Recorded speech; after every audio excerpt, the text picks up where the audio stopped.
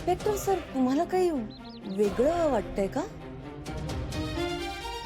वेगळं म्हणजे? नाही, वेगळं म्हणजे मीरा जे बोलते ते मला पटतंय थोडं थोडं. एवढ्या कमी हाईट वरून पडून म्हणजे मृत्यू नाही होऊ शकत ना. इम्पॉसिबल वाटतंय. हळूहळू जाशील ना ढगा तू पण. रेडी आहेस का? इन्स्पेक्टर साहेब, काय चाललंय?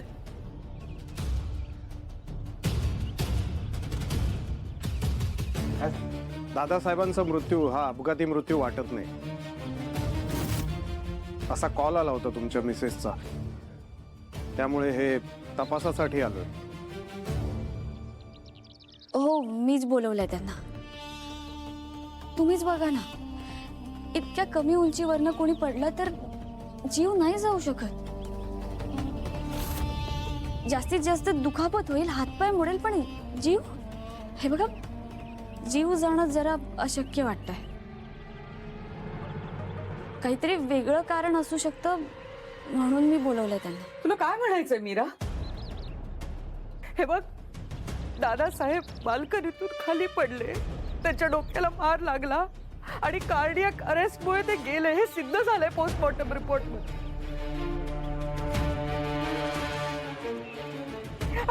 आणि ते पडले तेव्हा मी होते ना तिथे.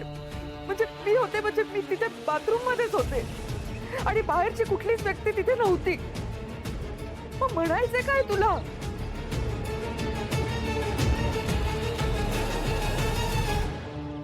घरच्यांवर संशय तुला? अथर्वा, नाही, पण तपास तर झालाच पाहिजे ना. तुमचा कोणावर, तुमचा घरातल्या कोणावर संशय?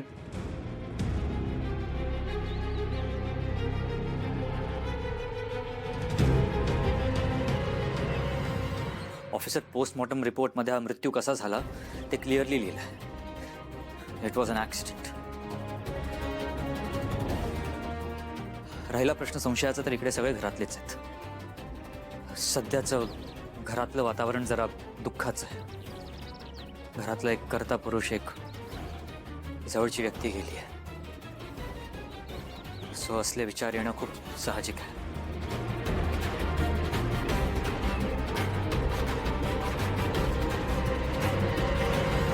I am sorry for the inconvenience, पण आम्हाला हा तपास थांबवायचा आहे. It's okay.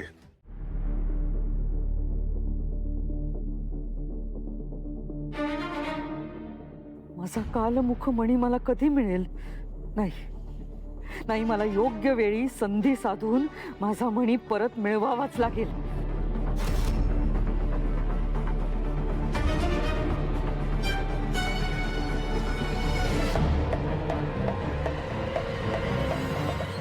मी तुम्हाला सांगते, 100% गॅरंटी आहे मला, दादासाहेबांचा खून हिनेच केला.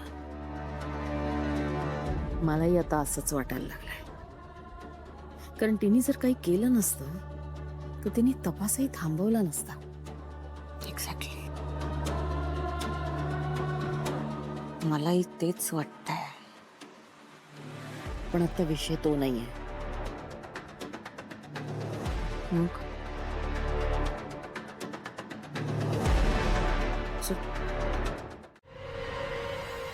हे बघ, मी तुझं सांत्वन वगैरे करायला काय आले नाही इथे. आणि मी इथे का आली आहे हे तुला चांगलंच माहिती आहे. प्रॉपर्टीसाठी. अरे वा, हुशार आहेस तू. नाही, माझ्या मनातलं अगदी व्यवस्थित ओळखलंस. हे बघ, मला माहिती आहे दादानी प्रॉपर्टी बद्दल काहीतरी लिहून ठेवलंच असेल, जे काही दिवसात सगळ्यांना कळेलच. पण त्यात तू जर फेरफार केले असशील ना, तर लक्षात ठेव, माझ्यापेक्षा वाईट कोणी नसेल. नर्मदा, दादासाहेबांनी काय लिहून ठेवलंय हे तर मला माहिती नाहीये, पण मला एवढा विश्वास नक्की आहे की तुला प्रॉपर्टीमधून एक फुटकी कवडी सुद्धा मिळणार नाही. कुठून येतो ग एवढा कॉन्फिडन्स? हा, तुला माहितीये का दादानी प्रॉपर्टी बद्दल काय लिहून ठेवलंय? हा, का त्यात काही हेराफेरी केलीस तू? मला खरं सांग, या प्रॉपर्टीसाठी तू खून केलास ना दादाचा? तुझ्यामुळे गेलाय ना दादा? खरं सांग मंजिरी, तुझ्यामुळे गेलाय ना?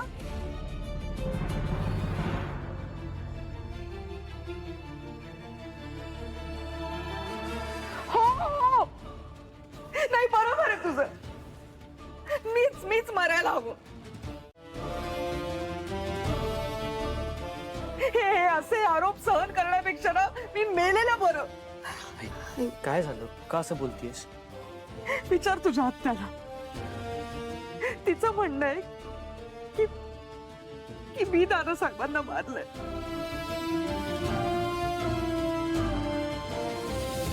ज्या माणसावर मी आयुष्यभर प्रेम केलं, त्यांना जीवापाड जपलं, ज्यांच्या जाण्याने सगळ्यात जास्त दुःख मला झालंय, त्यांना मी मारेन हे असे आरोप करतात सगळे माझ्यावर. हे सगळं ऐकण्यापेक्षा ना माझा जीव गेलेला बरं. आई, नको ना बोलूस असं. आई जे काही झालं ना, तो एक ऍक्सिडेंट होता. त्यात तुझी काही चूक नाहीये. आत्या, तू काय बोलतीयस? तुला तरी कळतंय का? मीराच्या संशयाने या सगळ्या गोष्टींना सुरुवात झाली आणि आता तूही त्यात सामील झालीयस. घरात काय चालू आहे, काय परिस्थिती, या गोष्टींचा तरी भान ठेव जरा. आई, तू ना दुर्लक्ष कर या गोष्टींकडे, असल्या माणसांकडे.